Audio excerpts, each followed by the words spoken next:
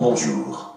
Le grand sphinx d'Égypte est la plus grande statue de pierre monolithique sur Terre. Le but de ce monument est resté à ce jour un mystère. Quand il a été découvert en 1817, il était presque complètement recouvert de sable. Il fallut près de 20 ans pour entièrement le désensabler. Quand il est apparu dégagé pour la première fois, beaucoup dirent qu'il paraissait non terminé.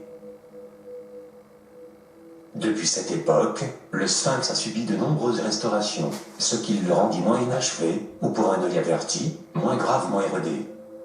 Mais pourquoi modifier un monument si important, et pourquoi ne pas le préserver dans l'état où il fut trouvé? Après tout, nous n'avons aucune idée de ce à quoi les constructeurs voulaient au départ qu'il ressemble. Cette photographie très rare du grand sphinx le montre dans son état initial. Vous remarquerez l'important niveau d'érosion. Mais quel âge pourrait avoir ce mystérieux monument? Beaucoup de spécialistes estiment qu'il serait beaucoup plus ancien que les pyramides. Non seulement le monument porte les traces de plusieurs milliers d'années d'érosion, dues à la pluie, mais aussi à une submersion d'eau salée. Mais le fait le plus intrigant concernant le sphinx serait des ouvertures cachées, qui ont été dissimulées au public, et qui seraient le véritable motif de sa restauration.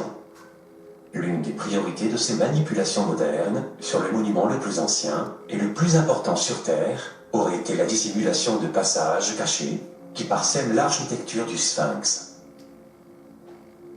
Remarquez l'ouverture sur le haut de sa tête, visible sur cette photographie.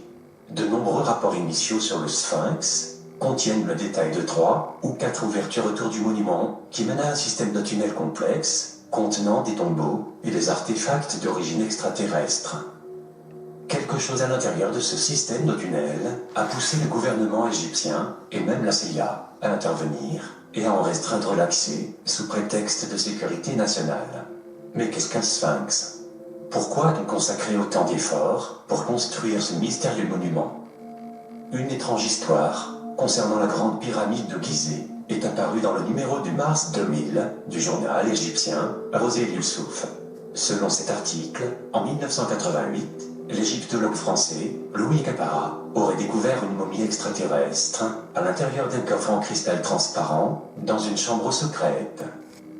On a estimé qu'il s'agissait d'un hybride, c'est-à-dire un mélange entre une race extraterrestre et de l'ADN humain.